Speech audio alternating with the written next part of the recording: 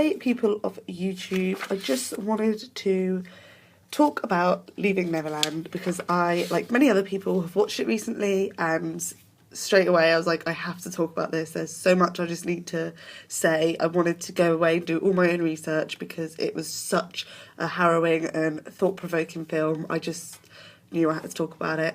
Very quickly, if you see me looking down, I've got notes. I ramble an awful lot, so that's why I'm looking down at my notes so I don't just talk about shit. So yeah, I also just want to clarify by saying obviously Michael Jackson is dead. He's passed away, so he's not really here to defend himself. So I don't really want this to be biased in either way. I don't want, people to say he's definitely guilty, he's definitely innocent, because we do not know. Just want to put that out there. There's no hard evidence to suggest he's guilty. I just want to put that out there. And also, yeah, he's obviously not been charged guilty in a court of law. Doesn't mean he was innocent, though. It just means there wasn't enough evidence to charge him for being guilty. So before watching the documentary, I wasn't sure what to think. Like many other people, I'd heard the abuse allegations. It wasn't a new thing. He was a big child, as everyone keeps reminding us, and he hung around with lots of children, so of course, it wasn't a new thing. It's a well-known thing that Michael Jackson could or could not be a child molester. So I didn't know what to think. I went into it with an open mind.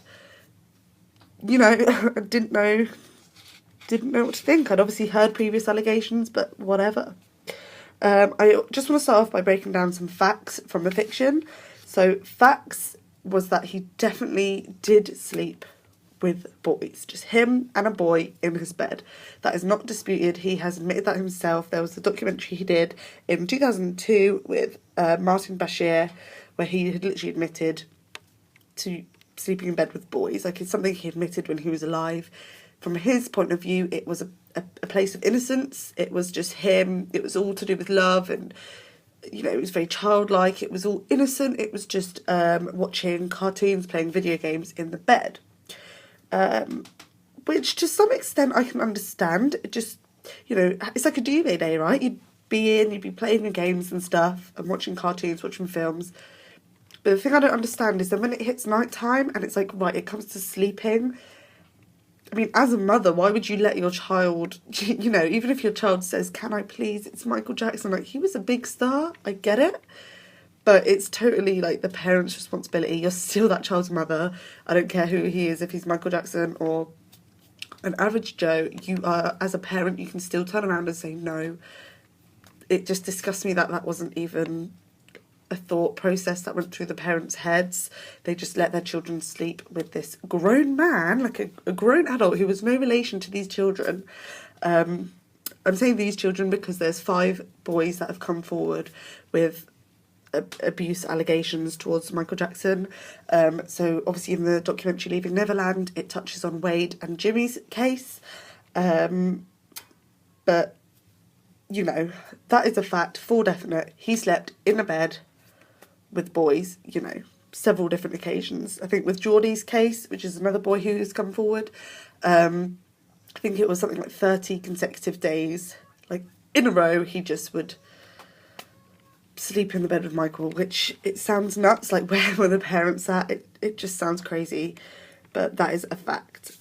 Fact number 2 is the fact that 5 boys have come forward, and said Michael has abused them. Again, doesn't mean he did. It's just evidence these 5 boys have said, and obviously they're claiming they're telling the truth, that he's done that.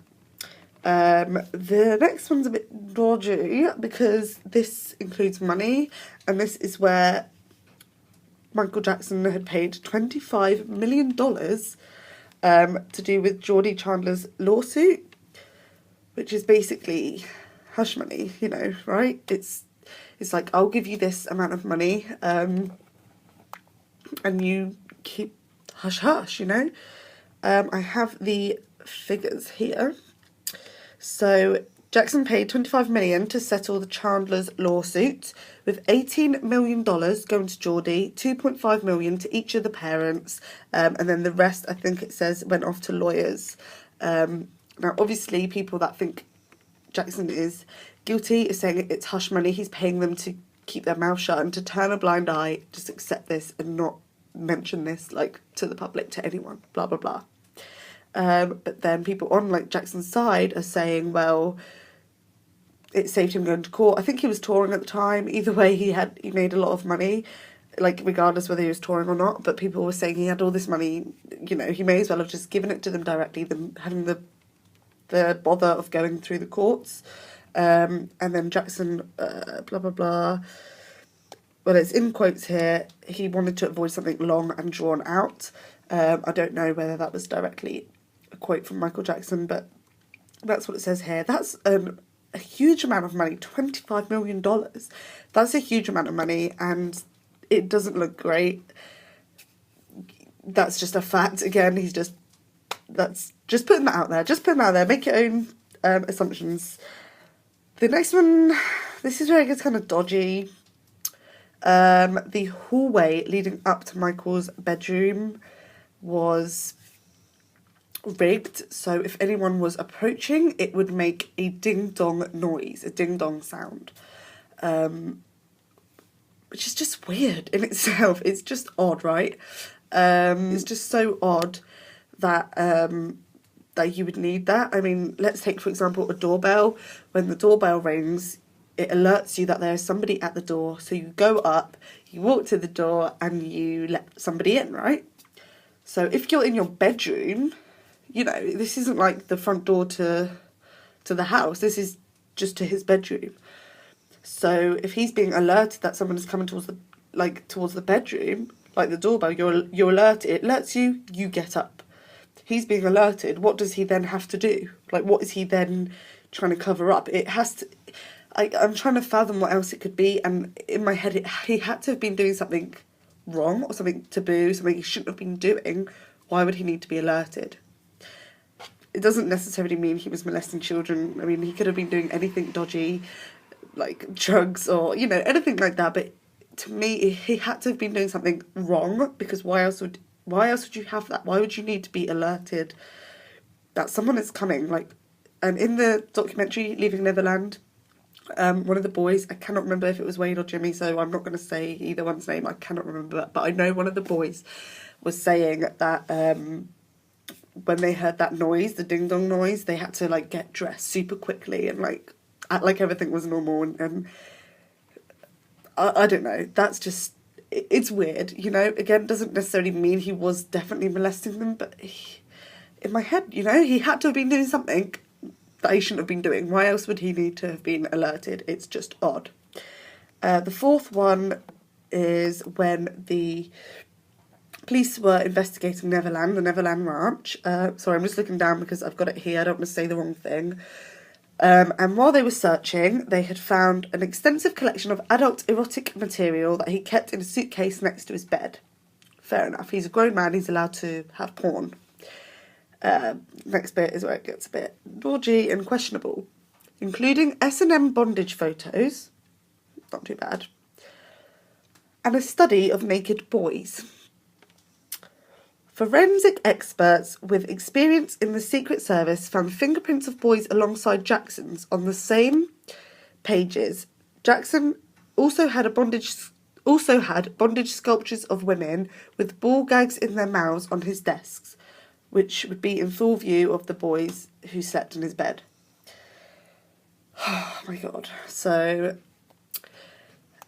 again, that's like a hard fact. Like, that is what they found, right? The porn is fine. Like I said, he's a grown man. He's allowed to have the porn. But then just the study of naked boys, that doesn't sit well with me at all. That's just odd. People that were defending Michael were saying that it was like educational, it's art, it's, you know, no different to having a biology book, or, you know, it's art.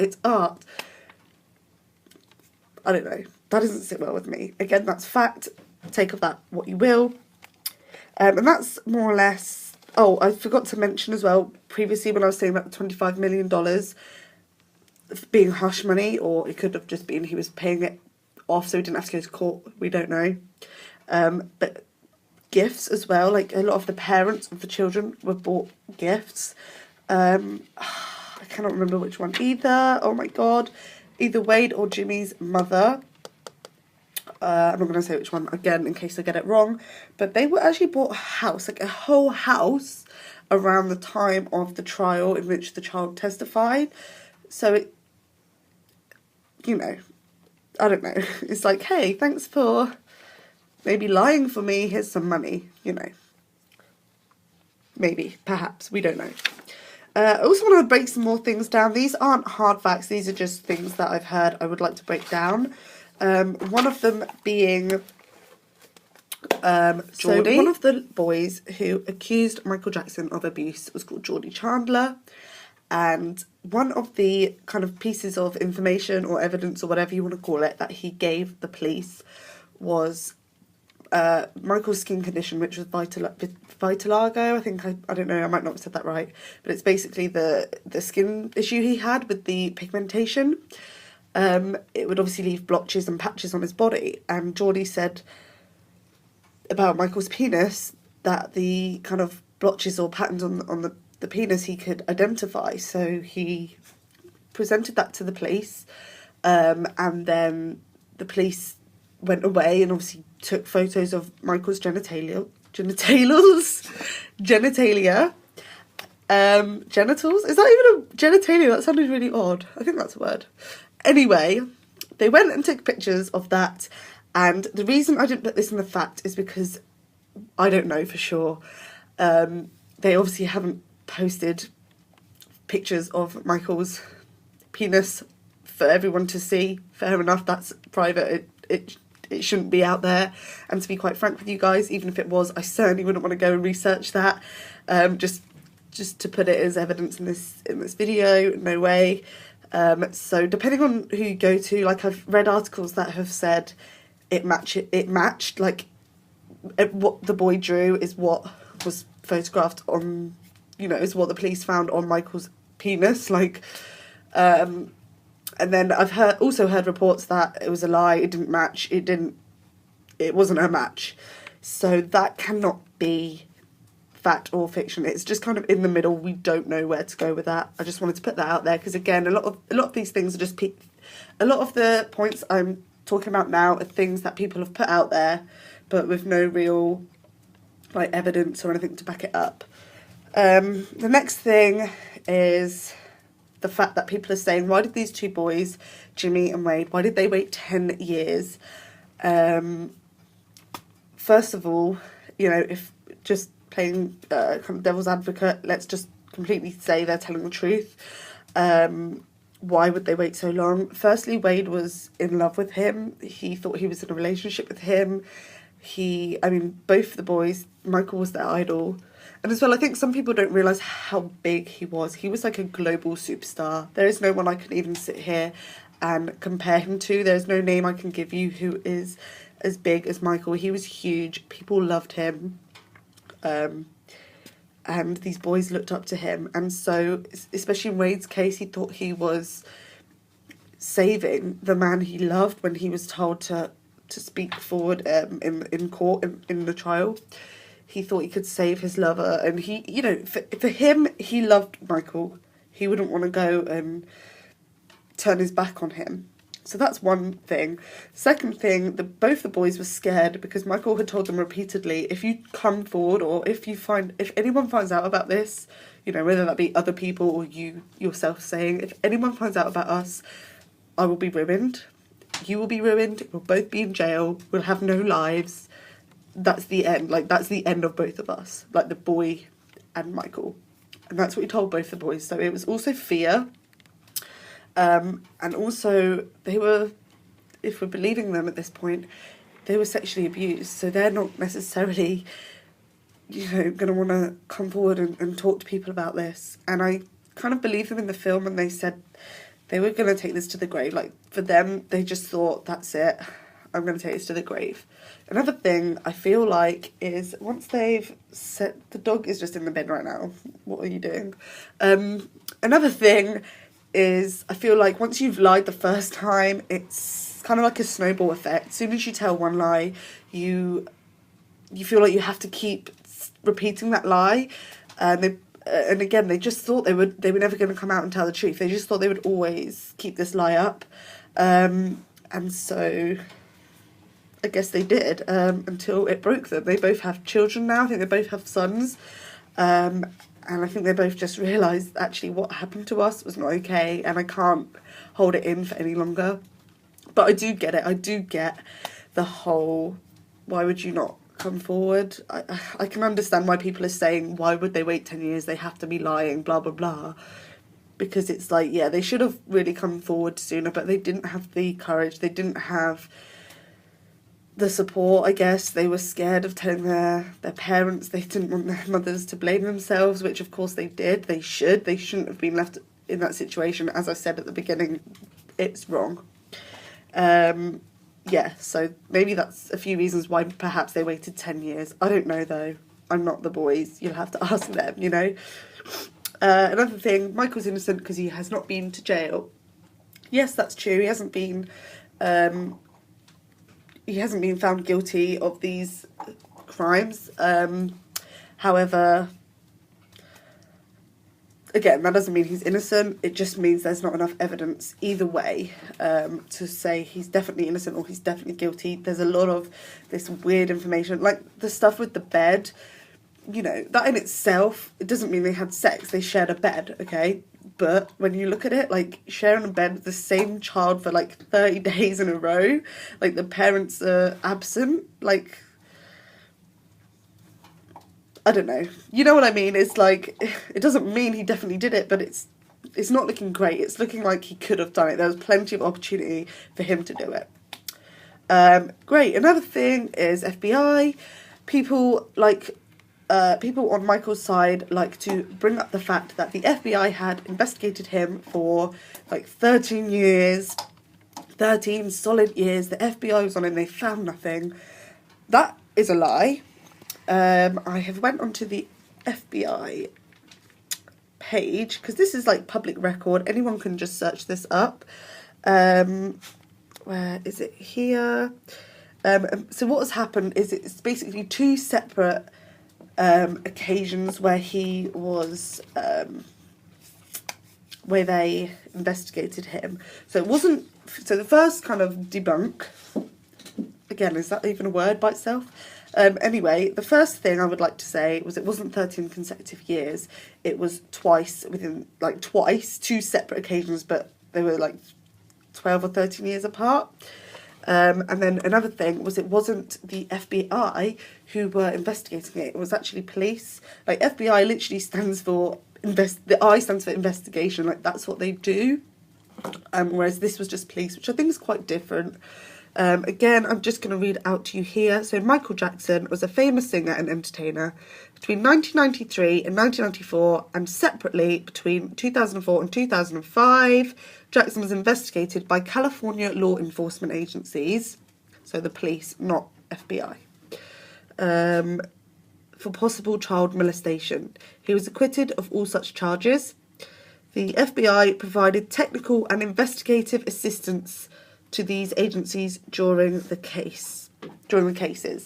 So I think what that means is that the FBI had given their tools, equipment, etc., to help the police, and they were there to help them. But from my understanding is the police were the ones doing the investigation. That is very different to what people are trying to say. Again, this is fact. You can look this up for yourself. I will leave links down below as well, so you can look for yourself. But that's another thing people want to bring up. So I just want to say, not entirely true. Please go away and do your own research. Please don't take someone's word for it online. Another thing, people keep talking about the film, Leaving Neverland, and they keep talking about it, but they haven't seen it. And they're saying this Wade, he lied in the film. He said this, he said that. And so many people are speaking out against the film. They hate the film. The boys are lying, blah, blah, blah. And they haven't even watched it. So please, if you have like a strong opinion on a film that you haven't watched, please just watch it. I think people think it's some kind of weird brainwashing. It has some weird brainwashing ability. You're fine. You're not going to watch it and think he's guilty. You can watch it and just form your own opinion. But please, if you want to have an opinion and you want to be so vocal about it, just please watch it. That just it's been annoying me. I just had to say that. Another thing, people keep saying the boys could be lying, the boys are liars. Yes, like I said, we don't know for sure either way. The boys could well be lying. However, here's the thing that I don't get. If you actually watch the documentary, it's two separate boys, separate stories, separate, you know, tales of what has happened to them. You know, are you suggesting that both the boys are lying, you know? In which they probably could lie, you know, they probably could get in front of the camera and lie. But here's the thing, it was also their mothers on the camera, it was also their wives, their sister, their brother. Like, I don't think every single person that was on camera would lie, especially the mothers. What would they have to gain if they knew their child wasn't molested? They're being, like, accused of, you know, letting it happen, basically, because they gave the nod to let them stay in Michael's bed. They, you know, I think one of the mothers literally went away on holiday. They were like, yeah, we went to the Grand Canyon and left our child with Michael for the weekend. Like, he would have loved it. He loved Michael. There was an amusement park. He must have been having such great fun. And we were at the Grand Canyon. Then we went to, where was it, San Francisco or somewhere? Literally, like, touring America and leaving their son with a stranger. I know they felt like they knew him because he was a celebrity, but he was a stranger. So what would the mothers have to gain from that? Really, what would the mothers have to gain? I don't understand. I don't know. Obviously, it could be a thing. They could all be lying, but I think that in itself is some kind of conspiracy. And personally, I don't think that's true, but each to their own. Another thing I would just like to mention, I'm sorry, I've been talking for so long now, wow, is social media. So before I actually came and made this video, I wanted to see what people were saying on social media, and I thought a lot of it was going to be people like me who weren't sure really what they thought. They just wanted to, I don't know, see what other people were thinking, see what other people were saying. So I went on Twitter and I searched up 2 different hashtags. One of them was hashtag Michael Jackson and one of them was hashtag Leaving Neverland.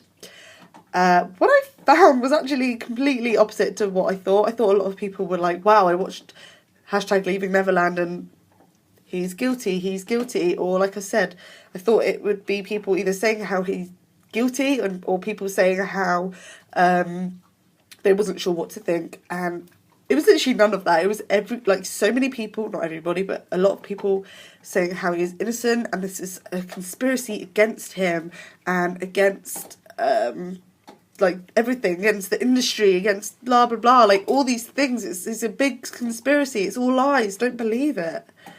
And I was just like, wow, like, and people, again, straight up, people that haven't even seen the film, straight up calling these 2 boys, Wade and Jimmy, calling them liars, really being quite mean to them, really. I was shocked. I couldn't believe how many people are on Michael's side. I get that he's dead and he's not here to defend himself, but even when these allegations were around when he was alive, he obviously would always say he didn't do it. Kind of goes without saying, he's not going to say, yeah, I did it, lol. You know, obviously he's going to say he didn't do it, whether he did or whether he didn't, you know. But yeah, I was just completely shocked about how many people were just so happy to call him... what am I even saying now? People keep driving past and looking at me. I'm just stood in the window because it's good lighting, lol. Sorry, I have to keep going to put a log on the fire if you're wondering why I keep like stopping and starting the video. Yeah, I was very disturbed by how many people were happily calling these boys liars, or men now, calling these men liars, just speaking out against them, which just made me feel like, imagine being another boy who had been abused by Michael and for whatever reason you too had kept quiet after all these years.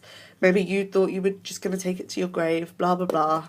Who knows? Imagine if you were another victim and you watched the documentary and then you do what I done. You just went and had a little flick through social media. In my case, it was Twitter. You know, and seeing all these people saying really mean things about these boys, about the boys' families, about... you know, just straight up calling them liars. you wouldn't want to come forward. Like, would you? Would you honestly then come out and say I did it? No, you'd be shut down. You'd be called money hungry. You'd be called a liar, death threats. You'd be getting all this like abuse, basically. Kind of ironic, isn't it? You know, they weren't abused. And people claiming he was innocent, shutting these men down. They're almost abusing him. You know, not in that way, obviously, but you know what I mean. Like in that kind of bullying way, I guess. I don't know. I think it's mean, and personally, I just think if that had happened to another little boy out there, I don't think they would want to come forward now, and that's not okay. We shouldn't be like that. We should accept what these men are saying, whether you want to believe them or not. You should hear them out, and I don't know. I mean, there's a tweet that Louis Theroux has put out. If you can't see that Michael Jackson was a paedophile after watching Dan Reed's film, you're being willfully blind. And if you are campaigning against it, you are actively colluding in the silencing of victims. I mean, I think he said it best. If you're campaigning against it, I mean, that's something that's crazy, that people are actually out here saying, campaigning against it. That's exactly what these people are doing. And, you know, it's crazy to me, because honestly, if this was any other person, any average Joe with the same kind of evidence, the same information that we have, I really don't think anyone, you know, maybe the odd one or two people, but I really don't think a lot of people would be defending this person. It's because Michael was a superstar, like I said earlier in the video. He's such a big name. He's so iconic, and yeah, he was a huge superstar. I can't even put it into words. He was huge, and I think because some people love him so much, they love his music. He done a lot of charity work as well. I feel like people are having a really hard time separating the two. They're having such a hard time saying Michael was a superstar, a great musician. He was a great dancer. He was this. He was, bless you, my dog just sneezed. Poor little thing. I feel like people are really having a hard time